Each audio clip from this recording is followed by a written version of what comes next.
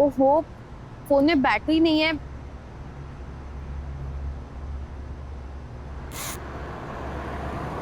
Cash भी नहीं है। लिफ्ट ले लेती हूँ। Lift lift lift lift.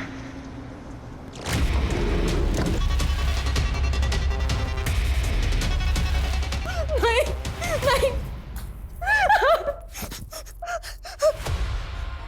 कौन हो आप लोग? कौन हो आप लोग? मुझे यहाँ क्यों लेके आए हो? मुझे जाने दो, मैंने क्या किया है?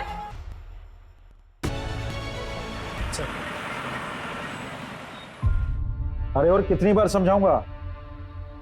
सारे पैसे बैंक में नहीं जाने हैं। 20% पैसा बैंक में और बाकी का घर भेजना है, समझा? एक काम कर, तू इधर ही आ जा। मैंने 2 बंडल बना दिए हैं, सुबह बैंक में डाल देंगे।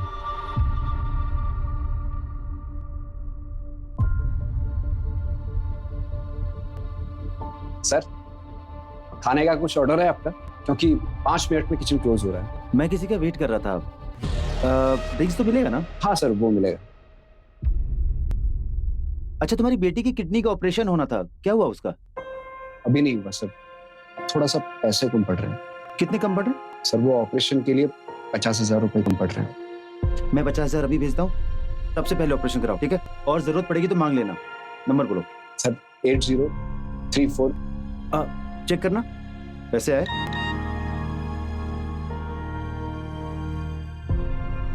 Thank you sir. अरे बस बस बस, ठीक है चलो।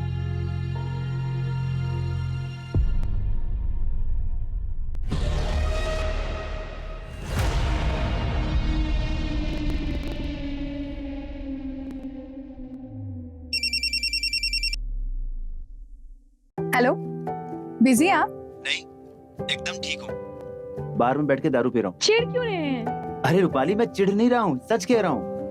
जिससे मिलने आया था वो अभी तक आया नहीं। ओह, अच्छा, निशा आपसे बात करना चाहती है। अरे आके बात करता हूँ ना, मर थोड़ी रहा हूँ। अरे क्यों करते हैं आप? देखिए, हमेशा मजाक अच्छा नहीं लगता। सॉरी बाबा, सॉरी। चलो निशा को फोन दो। हेलो पापा, आप कब घर आओगे? मुझे स्टोरी सुनना है। बेटा, आपको मम्मा स्टोरी सुनाएंगी, ठीक है? पापा को आने में देरी हो जाएगी, आप खाना खा के सो जाइए। ठीक है, निशा लव्स यू। पापा लव्स यू टू बेटा। Good night.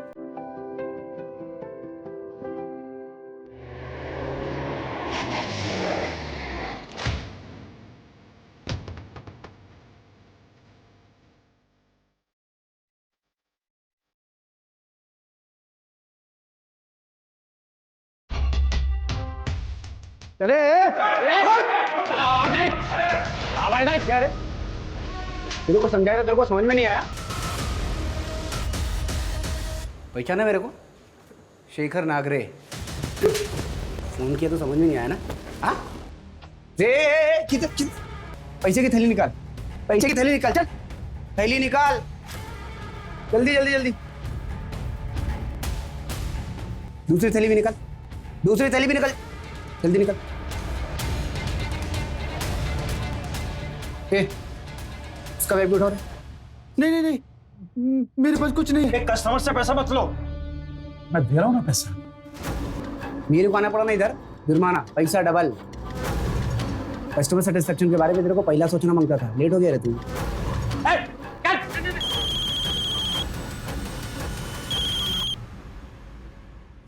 8 वाजता यायला सांगितलंय ना, 11:30 बज गए हैं, आप अभी तक नहीं आए, कहाँ रह गए? डॉक्टर ने बोला है ना, वक्त पे दवाई खाने के लिए, आप जल्दी आइए। आप बोल क्यों नहीं रहे? मैं आ रहा हूँ।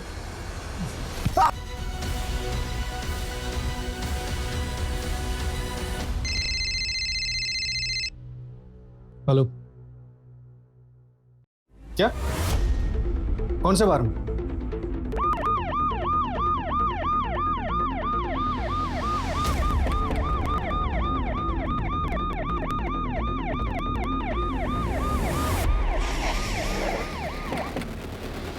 सर, मैंने फोन किया था सर, मैं दारू लेने आया था तो अंदर से चिकन चिल्लाने की आवाज आ रही थी, जैसे कोई किसको जान से मैं कोशिश कर रहा है। क्या? तुम रुको, चलो चलो आओ।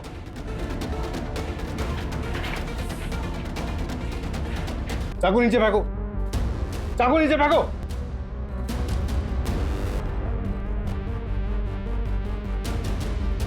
और चल।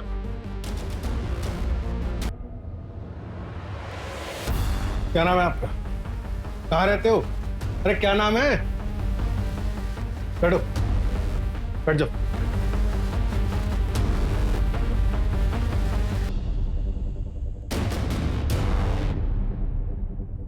और सर, ये सारी तबाही इन्होंने की है? कैसे?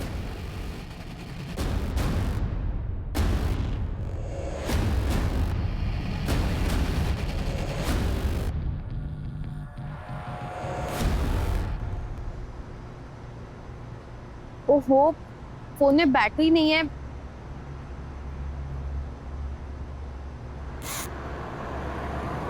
कैश भी नहीं है। लिफ्ट ले लेती हूँ। Lift lift lift lift.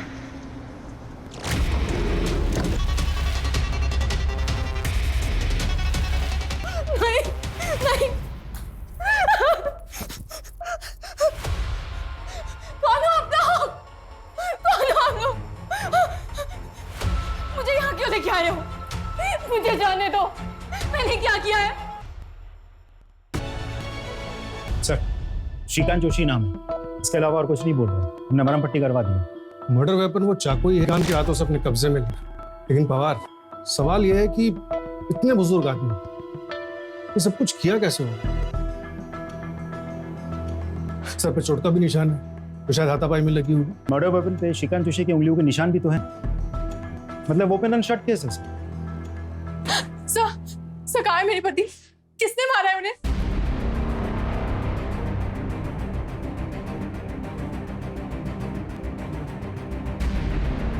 क्या आप बता सकते हैं कि आपके पति उस बार में इतने पैसों के साथ क्या कर रहे थे?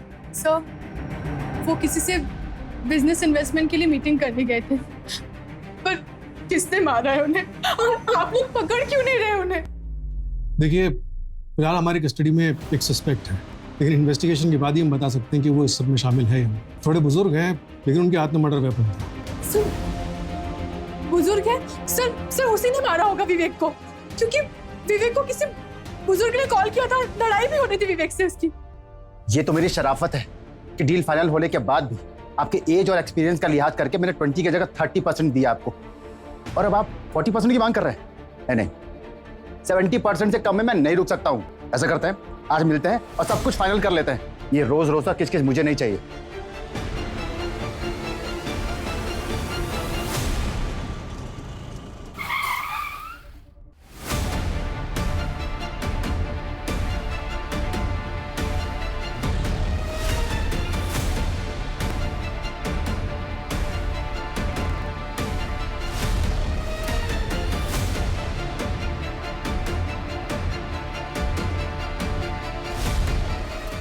सर, फिलहाल सर्कमस्टेंशियल एविडेंस तो श्रीकांत जोशी के खिलाफ है। मर्डर वेपन पे उंगलियों के निशान भी है, और अब तो विक्टिम की वाइफ भी डायरेक्ट एलिगेशन लगा रही है। ठीक है, मजिस्ट्रेट कोर्ट में पेशी करो और पुलिस कस्टडी के लिए रिक्वेस्ट करो। सर, सर साहब, मेरे पति श्रीकांत उन्हें यहाँ क्यों लाए हैं? एक बार में मर्डर हुआ, उनके हाथ में मर्डर वेपन मिला है, क्राइम सस्पेक्ट है मोहम्मद। साहब, आप लोग कुछ भी बोल रहे हैं। उनकी उम्र तो देखो। आपको कुछ गलत फहमी हुई है। वो किसी को मार नहीं सकते, किसी को बुरा नहीं जा सकते। साहब, मुझे मेरे पति को मिलना है।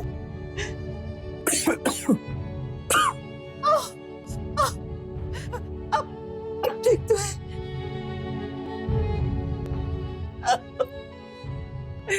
ये क्या हो गया? अब चिंता मत करिए, मैं हूं ना। मैं अभी इस वकील के पास जाती हूँ। तुमने कुछ खाया? दवा टाइम पे ले लेना।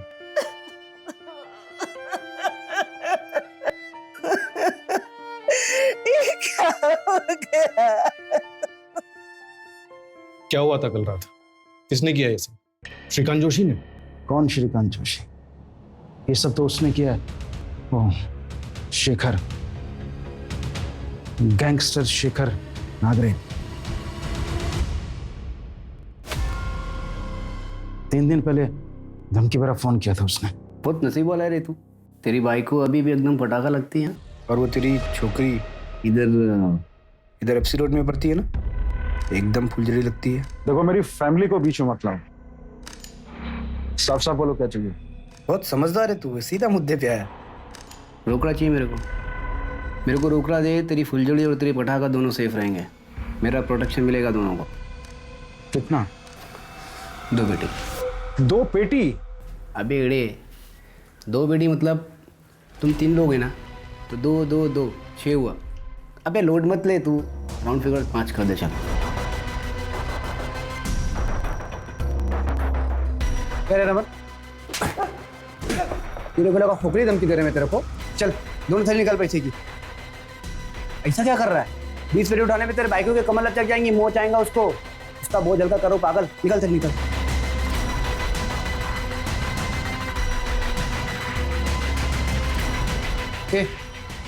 उसका बैग भी उठाओ। कस्टमर हो मेरा, उसे मार। इधर भाग रहा है। मत भैया, उसे मत मारो भैया। मुझे बचा लो अंकल, मेरी बीवी है, मेरी बेटी है। मैं निकालता हूँ।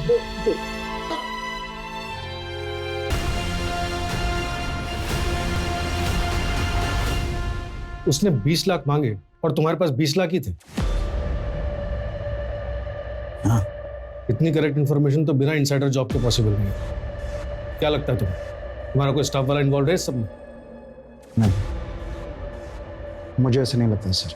मेरा सारा स्टाफ बहुत लॉयल है मेरे साथ, सालों से काम कर रहा है। खरे, जैसे में विवेक की लाश मिली थी ठीक वैसे लेट जाओ सर। यहाँ पे हमें रमन शेट्टी मिला था, इधर बैठ जाओ।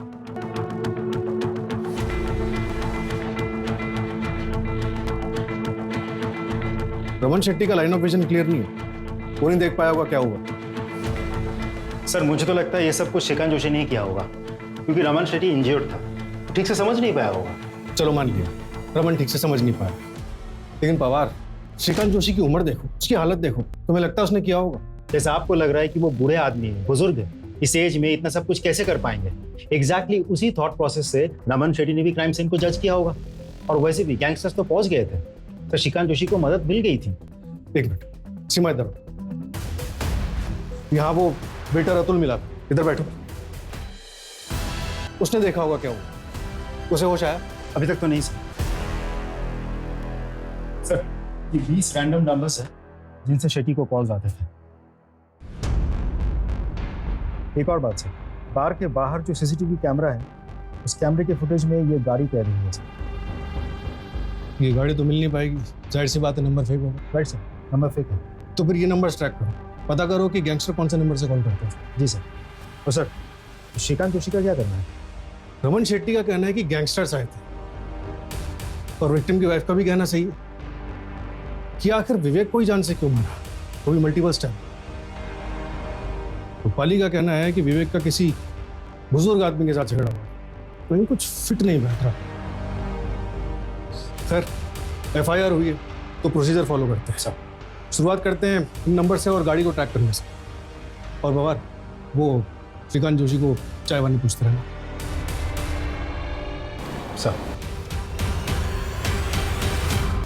आप लोगों से गलती हुई है, माझा नवरा असं नाही करू शकत, वो इस हालत में है ही नहीं।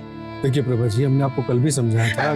सर, मैं उनकी मेडिकल फाइल लेके आई हूँ, वो मेंटली ठीक नहीं है, उनके ट्रीटमेंट शुरू है। सर, वो खुद दवाई पे जिंदा है तो दूसरों को कैसे मार सकते हैं? वो बहुत कमजोर है, खड़े खड़े गिर जाते हैं और हड्डियां टूट जाती है। वो एक चिट्ठी को नहीं मार सकते हैं, इंसान को कैसे मार सकते हैं? देख लीजिए ना, उनकी फाइल देख लीजिए। सर, माझ्या नवऱ्याने काही नाही हो केलंय. खरंच सांगते, काही नाही केलं त्यांनी. माझ्या नवऱ्यासाठी जेवण और दवाई लेके आई हूँ.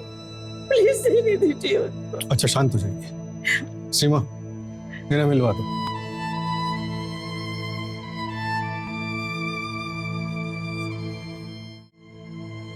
आप भी कहिए ना, आप भी कहिए.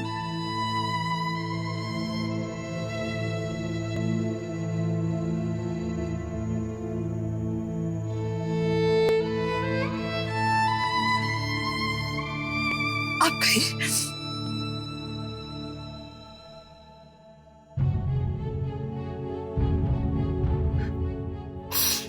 बाबा मैंने कुछ नहीं किया.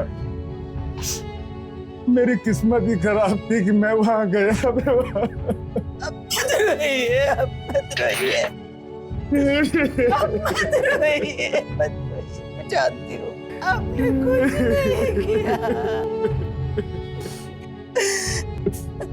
आपको दवाई भी तो लेनी है.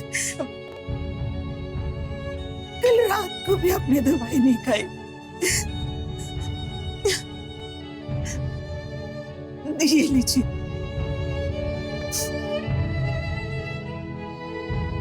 दवाई लीजिए.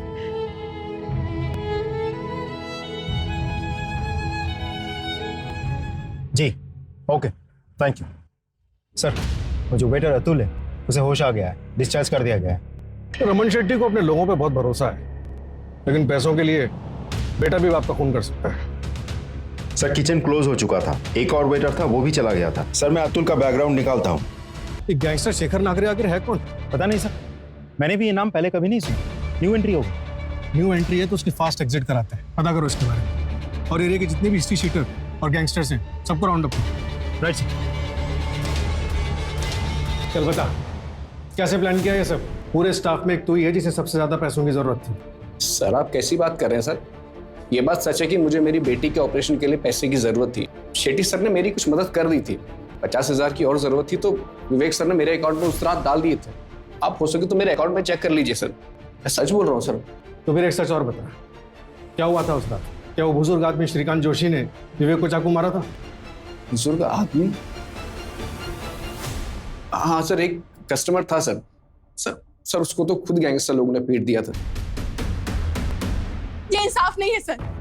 सर श्रीकांत जोशी ही खूनी है. उसने 7 साल के बच्चे के निर्दोष बाप को मारा है और आप लोग उसकी उम्र का लिहाज कर रहे हैं. देखिए रूपाली जी, हम किसी को फांसी पर नहीं चढ़ा सकते. वो काम कोर्ट का. हमारा काम है कोर्ट को सबूत देना. सबूत? जिस चाकू से उसने मेरे पति को मारा है वो उसके हाथ में मिला है आपको. और क्या सबूत चाहिए आपको? सर 24 घंटे से ज्यादा हो गया है. अगर आप लोग कुछ नहीं कर सकते ना तो उसे मुझे दे दीजिए, मैं इंसाफ कर दूंगी और फिर आप लोग मुझे अरेस्ट कर लीजिएगा. देखिए हम आपकी सिचुएशन समझ रहे हैं. नहीं सर, आप नहीं समझ रहे हैं. क्या आप जानती हैं आपके पति वहां बाहर में क्या करने गए थे? सर मैंने पहले भी बताया आपको, वो कई बिजनेस में इन्वेस्टर है और उस आदमी से किसी बिजनेस मीटिंग के लिए गए थे. कितना कैश लेकर गए थे? पवार, वो विवेक के पार्टनर के बारे में कोई अपडेट? सर कंफर्म तो कुछ पता नहीं चला, लेकिन कॉल डिटेल से एक नंबर मिला. मिक्की सिंह का है, दिल्ली से. और हमारी इन्फॉर्मेशन के मुताबिक इस मिक्की सिंह की एज है अराउंड 67 ईयर्स. और उन्हें बहुत अच्छे से पता था कि विवेक कैश लेके उनसे मिलने आ रहे हैं. वो भी पूरे 15 लाख, जैसे कि रूपाली ने बताया था. मतलब रमन शेट्टी के 20 और ये 15, यानी क्रिमिनल्स पूरे 35 लाख लेकर भागे क्राइम सीन से. लेकिन सर मुझे ये समझ में नहीं आ रहा है कि क्राइम हुआ क्यों. हमें टारगेट पे कौन था, रमन शेट्टी या विवेक? कुछ तो है जो हमारे सामने नहीं आ रहा. रमन शेट्टी और उसके आदमी ने बताया था कि श्रीकांत ने बचाने की कोशिश की थी, मारने की, क्योंकि भले ही 100 गुनहगार बच्चे हैं लेकिन एक बेगुनाह को सजा नहीं मिलनी चाहिए. और विवेक को भी इंसाफ मिलना चाहिए. I love you. I love you too. तो आज शाम मिले, तुम्हें देखे बिना कितने दिन हो गए. Okay. I will call. Be ready. I'm always ready. I love you. Love you too. Bye. Sir Shrikant Joshi को मैं अच्छी तरह से जानता हूँ, क्योंकि पिछले 1 साल से मैं ही उनका ट्रीटमेंट कर रहा हूँ. ये रही उनकी फाइल. श्रीकांत जी मेंटली और फिजिकली बहुत वीक है और डिप्रेशन में भी है। उनकी बोन्स बहुत वीक हो गई हैं। उनकी बॉडी में विटामिन की बहुत कमी है। कोई भी डॉक्टर उन्हें देखकर ये नहीं कह सकता कि इस कंडीशन का पेशेंट कोई क्राइम कर सकता है। अभी आपकी तसल्ली के लिए मैं उनका हेल्थ सर्टिफिकेट बना के दे सकता हूँ। रूपाली जी, हमें एफआईआर चेंज करना पड़ा। हम गलत आदमी पे शक कर रहे थे। श्रीकांत जोशी के खिलाफ हमारे पास कोई सबूत नहीं, हमें उन्हें छोड़ना पड़ेगा। तो सर श्रीकांत ने नहीं माना तो किसने माना? फिलहाल हमारा शक गैंगस्टर शेखर नागरे पर है।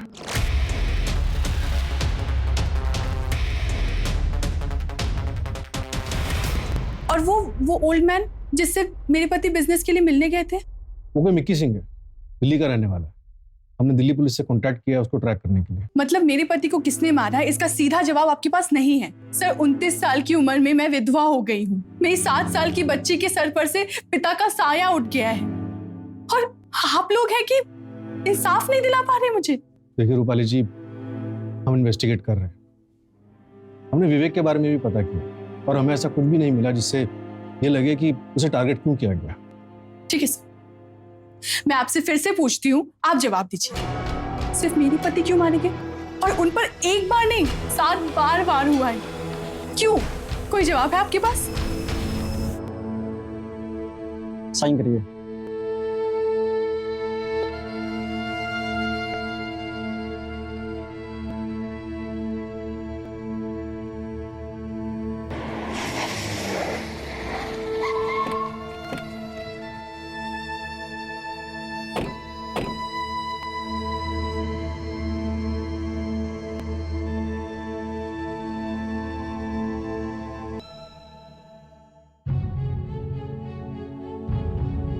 मुझे बचा लो अंकल, मेरी बीवी है, मेरी बेटी है।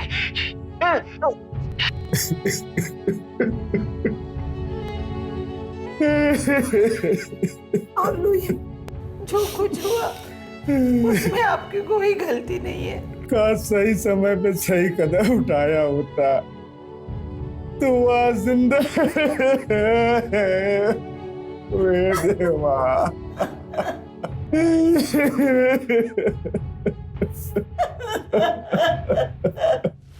नमस्कार साहब। कौन बोल रहा है? बस क्या साहब, जिसको तुम ढूंढ रहे हो सामने से फोन किया तो पहचानते नहीं क्या? शेखर नागरे।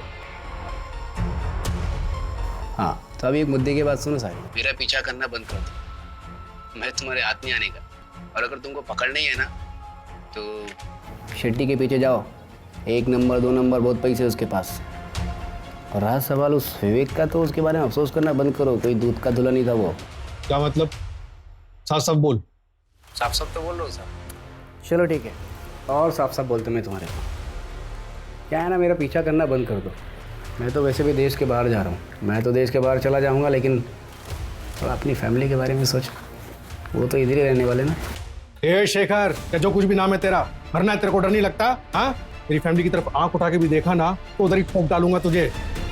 तेरी लाश भी नहीं मिलेगी तेरी फैमिली को। अपना यूएसपी तो यही है ना साहब, अपने कोई फैमिली नहीं है। और वैसे भी फैमिली ना कमजोरी होती है, पर तुम अपनी फैमिली के बारे में सोचना। हाँ, सर पता नहीं दिलेर है या बेवकूफ। बेवकूफ है। दिलेर होता तो हमारी जगह पर होता। नंबर ट्रैक पे डालो उसको। सर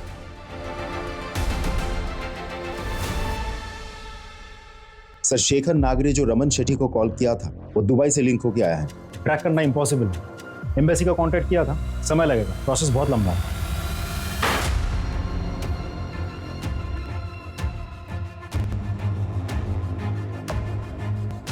कदम सर, ये विवेक आपटे मर्डर केस की फाइल है। इसे बाकी के कोल्ड केसेस के फाइल के साथ रख दो। Cold case?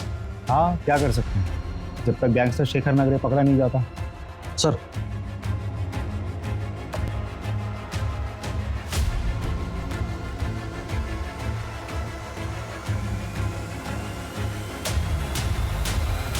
ये लीजिए मैडम, विवेक सर के लाइफ इंश्योरेंस का पेमेंट, पूरे 1 करोड़ रुपए।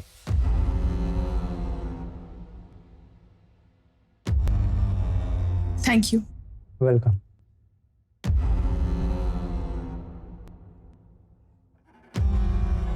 Hello, next week Mumbai shift होना है जी। पैकर से चाहिए।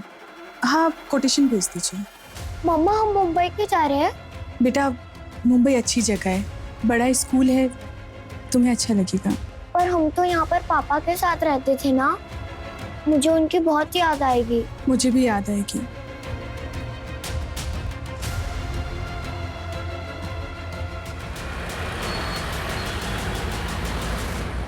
सर 6 महीने पहले विवेक अपने मर्डर केस याद है आपको, जो रमन शेट्टी बार एंड रेस्टोरेंट में हुआ था? कैसे भूल सकता हूँ, मेरे करियर का इकलौता अनसॉल्व केस है वो। लेकिन सर वो दूसरे शहर में शिफ्ट हो गए जहां से एग्जैक्टली वो बिलोंग करते थे। कौन सा शहर? सर मैंने नागपुर में पता किया है तो सबके बीच कनेक्शन मिला है।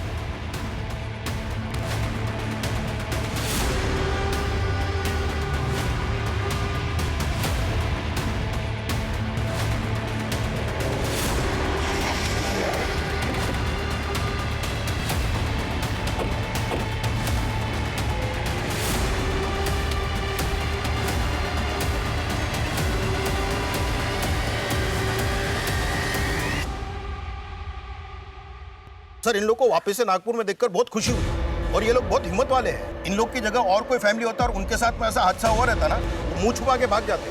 नागपुर में कभी नहीं आते वापस आप। हादसा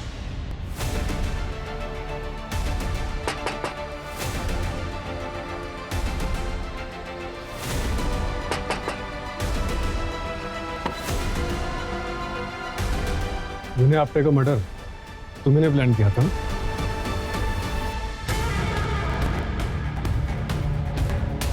हट रे।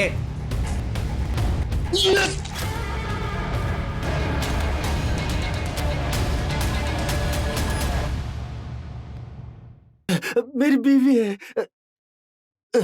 मेरी बेटी है। बार का ओनर रमन शेट्टी तुम्हारा पुराना दोस्त है, वो भी यही नागपुर का। बार का वेटर अतुल जोशी तुम्हारा भतीजा है, दोनों हमारी हिरासत में। और विवेक को जो इंटरनेट कॉल किया गया था वो आपने किया था। ठीक है, आज रात में मिलते हैं सेट्टी बार में पैसों के साथ।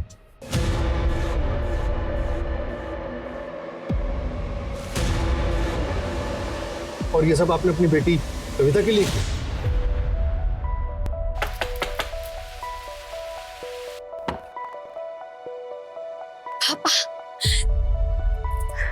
बेटा कहाँ थी अभी तक है? और ये सब क्या है? तो बेटा ये चोट कैसी लगी? ये कुछ नहीं है पापा, मैंने शादी कर ली पापा। अरे कब की और किससे की बेटा? मैं जल्दी आपको उनसे मिलवाऊंगी पापा। माँ, कविता कहाँ थी इतने दिन? क्या कर रही थी? शादी कर ली तूने?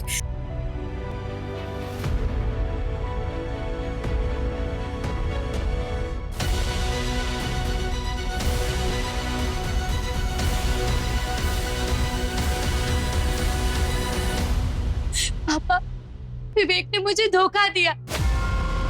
पहले उसने मेरे साथ गलत काम किया। कहाँ गलत काम किया बेटा? रमन शेट्टी मेरा दोस्त है, उसने मेरा साथ दिया क्योंकि कविता को वो अपनी बेटी मानता था। और वो गैंगस्टर शेखर नागरा, वो कौन है?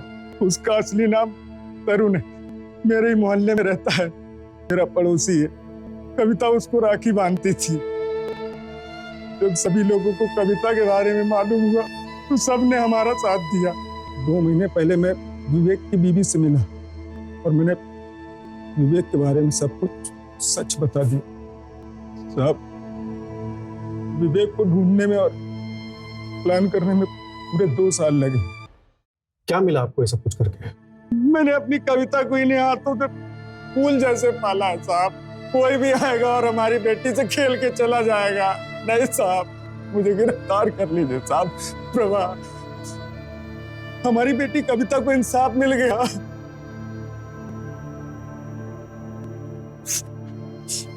बेटा कविता, मैंने तेरे गुनाहगारों को सजा दे दी। अब तो तू खुश है ना?